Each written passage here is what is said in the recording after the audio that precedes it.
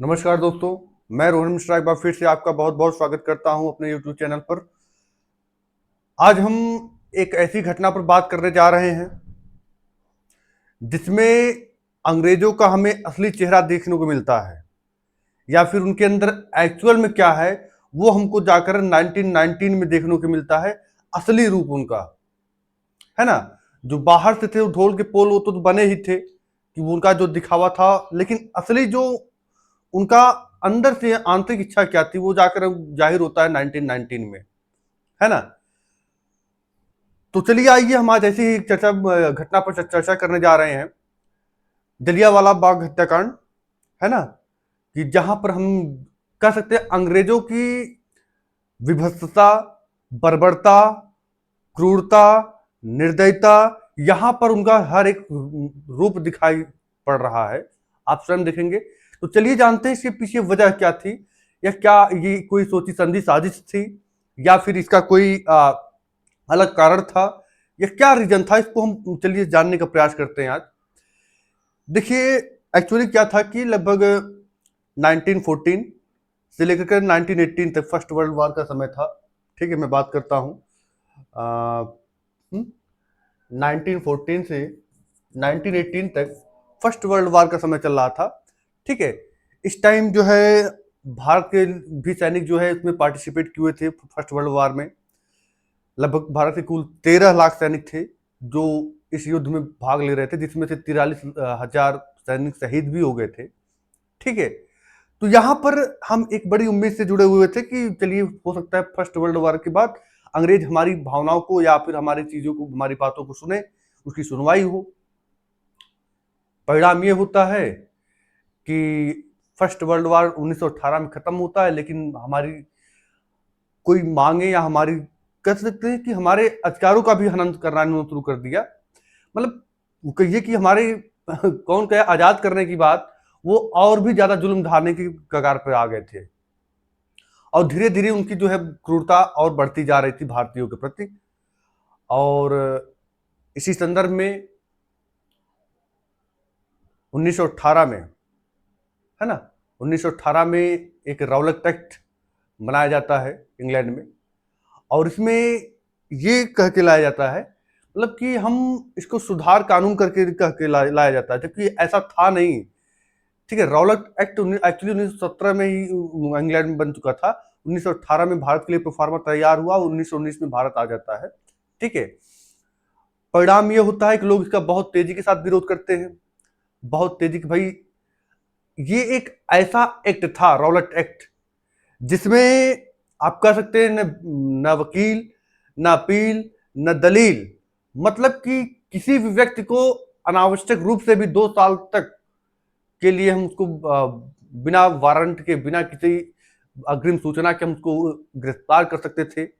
उसको हम, मतलब आपकी कोई सुनवाई नहीं होगी एकदम। मतलब ये सुनकर के पूरी तरीके से एकदम सभी एक तरफ से आग बबूला हो चुके थे। एक प्रकार से अंग्रेजों की गुंडागर्दी थी, है ना। यहाँ तक कि महात्मा गांधी जी भी इस बात से एकदम नाराज थे, वो भी एकदम खुश थे। भाई वकील वर्ग कितने जितने भी थे सब नाराज हो चुके थे कि भाई ये अचानक से अंग्रेजों की मनमानी है, भाई ज्यादती है, जबरदस्ती है कि नहीं भाई हम आपको ना कोई केस लड़ने देंगे, हम जैसा चाहेंगे वैसा करेंगे, जब जिसको चाहेंगे उसको उठा लेंगे, जिसको चाहेंगे बिठा देंगे, है ना। ये करने के बाद तो जैसे ही ये एक्ट आता है तो यहां पर लोगों के द्वारा विरोध किया जाता है। परिणाम स्वरूप जो है भारतीय जनता जो है आगजनी तोड़फोड़ भी करती है। भाई जाहिर सी बात है, गुस्सा जायज होना जायज ही था। भाई अगर किसी के देश में आकर के आप ऐसा जो है काम कर रहे हैं तो भाई वहां के लोगों को बुरा लगना लाजमी था। इस पूरी घटना में 3 अंग्रेज अधिकारी की हत्या हो जाती है, मारे जाते हैं। परिणाम स्वरूप ये होता है कि 6 अप्रैल 1919 को गांधी जी जो है सत्याग्रह का प्रारंभ करते हैं। और 6 अप्रैल को वो सत्याग्रह को प्रारंभ करते हैं और 8 ही अप्रैल को उनको गिरफ्तार कर लिया जाता है। ठीक है, क्योंकि भाई गांधी जी एक नए चेहरे के रूप में उभर रहे थे और जिन्होंने पिछले 2-3 सफल आंदोलन का नेतृत्व भी किया था। तो भाई सबसे पहले बड़े नेता को ही उठाया गया।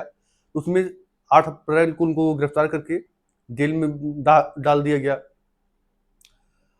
अब इसी समय 9 अप्रैल को क्या होता है कि दो पंजाब के बहुत माने जाने नेता है ना, डॉक्टर सतपाल जी और सैफुद्दीन किचलू जी, ठीक है, ये दोनों लोग को अंग्रेज सरकार ये करके बुलाती है कि भाई हमें आपसे बातचीत करनी है।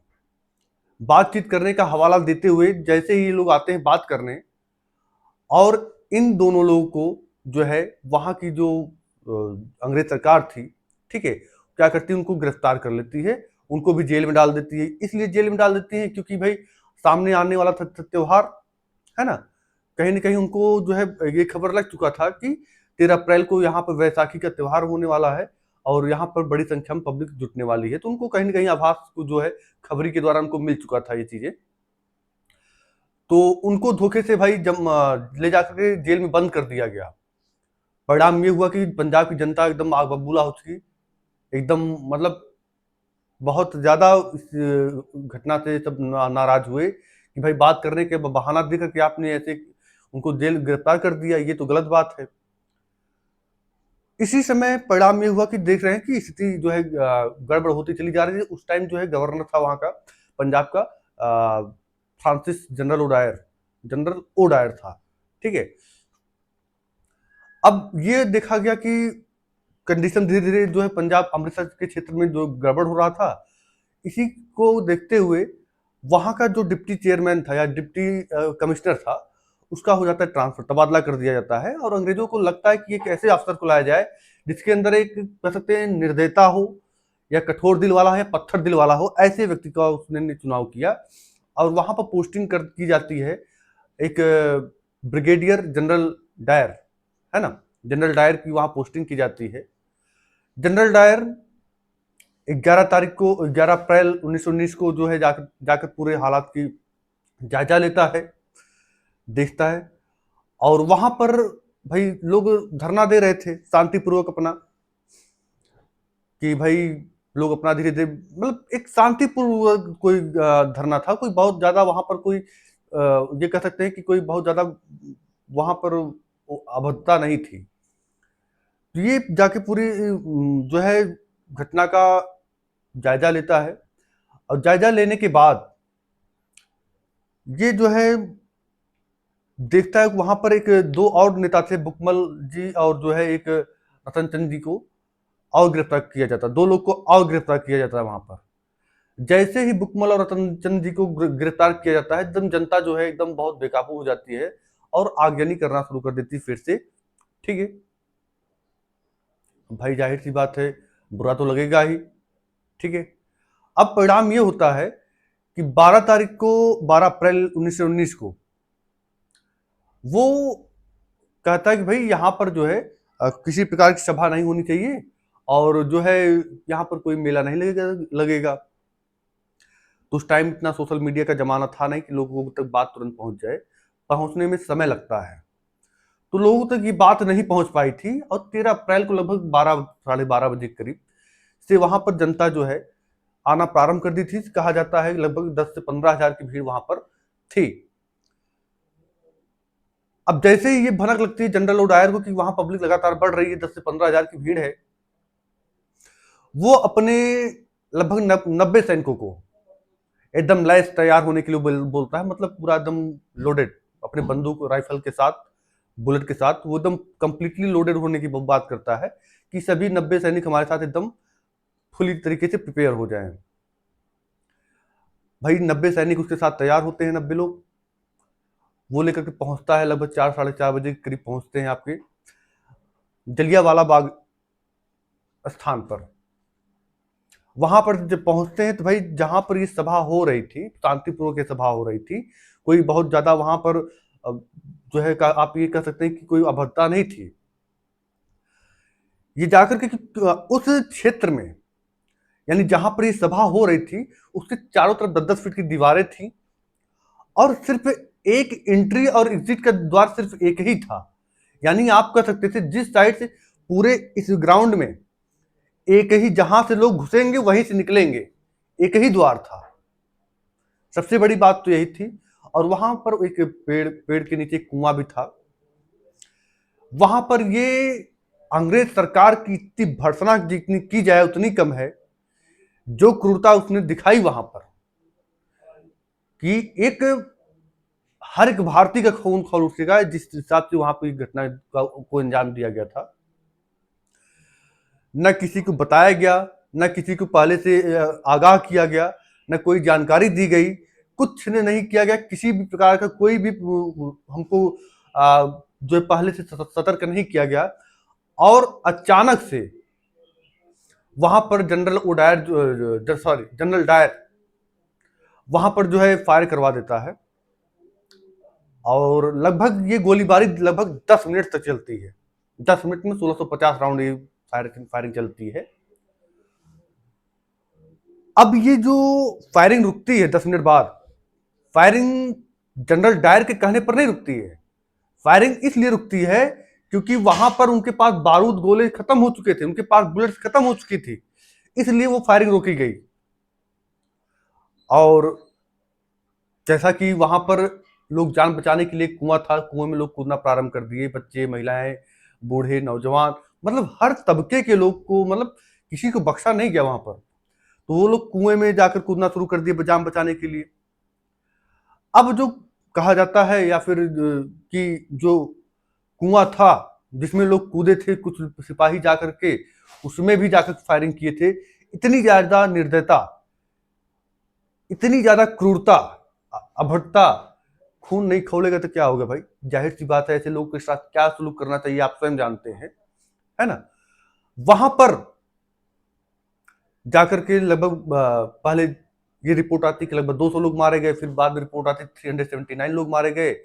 लेकिन ये आज तक रहस्य रहा है कि कितने लोग मारे गए, क्योंकि 10-15 हजार की भीड़ थी। आप स्वयं अंदाजा लगा सकते हैं। 1650 राउंड लगभग गोलियां चलती हैं, जिसमें लोग अदर जो लोग बताते हैं कि हजारों लोगों की संख्या में लोग मारे गए थे और लगभग 2.5-3 लगभग 4,000 करीब लोग वहां पर आपके घायल हुए थे। अच्छा, यहां पर जो घायल हुए थे वो बेचारे इलाज करवाने तक भी नहीं जा पाए। कितने सारे तो वैसे ही मारे गए। बताया जाता है कि वो धरती एकदम लाल हो चुकी थी और लाशें जो है, कितनी लाशें तो लावारिस रह गई, कोई लेने नहीं आया। सुबह तक वहां पर जो है चील, कौवे, गिद्ध, कुत्ते आकर के वहां पर मांस नोच रहे थे। ये इस टाइप की वहां पर विभत्सता हुई थी, मतलब एकदम हद थी, मानवता की एकदम पूरी की पूरी धज्जियां उड़ा दी गई थी वहां पर। इस तरीके से वहां फायरिंग हुई थी। अब यहां पर घटने के बाद भाई ये घटना बहुत तेजी के साथ फैलती है और उसकी निंदा जो है न केवल भारत में बल्कि पूरे विश्व में की जाती है बहुत तेजी के साथ। और लगभग अब अंग्रेजी सरकार के ऊपर जो है चौतरफा दबाव बढ़ने लगता है। परिणाम स्वरूप जो है हंटर कमेटी का जो है गठन किया जाता है और पूरी जांच पड़ताल होने के बाद ये पता चलता है कि जनरल डायर को कोई, मतलब उसके ऊपर कोई एक्शन नहीं लिया जाता। बस फर्क इतना होता है, उसको पद से हटा करके उसको फिर से ब्रिटेन वापस भेज दिया जाता है। इतना ही होता है उसके साथ। अब इतना ही नहीं हुआ, ब्रिटेन जब वापस गया कि वहां की जो ब्रिटेन की जनता थी, वहां पर जो है वहां के लोगों के द्वारा एक एसोसिएशन बनाकर उसके लिए 26,000 पाउंड का जो है कह सकते हैं कि एक गिफ्ट के रूप में उनको जो है कलेक्ट किया गया और जनरल डायर को दिया गया। अब ये सारी, मतलब इंडिया में ऐसा कांड करने के बाद, वहां जाने के बाद, पहुंचने पर आप उसको जो है सम्मानित कर रहे हो, कि कहां से किस तरीके का यह न्याय है। हाँ, परिणाम स्वरूप यहीं पर एक रोचक घटना घटती है। जिस टाइम ये 13 अप्रैल 1919 की घटना हो रही थी, उस टाइम एक लड़का लगभग 18-19 साल के करीब का जो नवयुवक था ही, है ना, किशोर था, वो वहां पर था। वो भी घायल हुआ था, ऐसा लोग कहते हैं, माना जाता है। उसका वो चश्मदीद था। वो मतलब पूरी घटना को अपनी आंखों के सामने वो व्यक्ति ने देखा हुआ था, उस लड़के ने। और वो जो पूरी घटना को देखने के बाद वहीं से कसम खा के निकला था कि मैं यहां पर जो गोली चलवाया है मैं उसको इसी तरीके से मारूंगा। हालांकि उसकी नजर में दो लोग थे, जनरल ओडायर और जनरल डायर, दोनों लोग, एक गवर्नर था एक ब्रिगेडियर था, ठीक है, दोनों का। तो वहां पर वो कसम खाकर, उस मिट्टी की कसम खाकर निकलते हैं कि भाई इनको जिस तरीके से इन्होंने हमारी जनता के साथ, हमारी भारत माँ के साथ किया है, इससे भी बुरा हाल मैं इनके साथ करूंगा। वो व्यक्ति और कोई नहीं, उधम सिंह, ठीक है। उधम सिंह एक बहुत ही सर्वधर्म सभी धर्मों को मानने वाले व्यक्ति थे, इसीलिए इनका नाम जो पहले था वो बचपन इनका नाम शेर खां था, फिर बाद में इन्होंने इनका नाम जो है राम मोहम्मद सिंह आजाद था, क्योंकि ये तीनों धर्म को मानते थे, हिंदू धर्म को भी, मुस्लिम धर्म को भी और सिख धर्म को भी, तीनों को ये मानते थे, तो इसीलिए इनका नाम, अपना नाम राम सिंह मोहम्मद आजाद रखा था, ठीक है। अब यहां पर परिणाम ये होता है कि ये जो व्यक्ति थे, 21 साल बाद 1919 में घटना घटती है।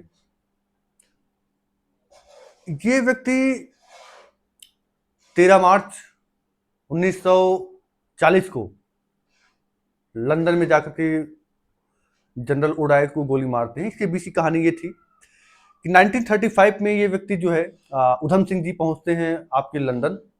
उसके पहले ये अमेरिका भी गए हुए थे, ब्राजील भी गए हुए थे, जिम्बाब्वे भी गए हुए थे, ठीक है। लेकिन वहां पर ये चंदा जाकर हर जगह से चंदा कलेक्ट करते थे, हर जगह से, और उनका बस एक ही, मतलब उनके लाइफ का पूरा मेन उद्देश्य ही बन चुका था, यही सिर्फ दो लोगों को मारना, ठीक है।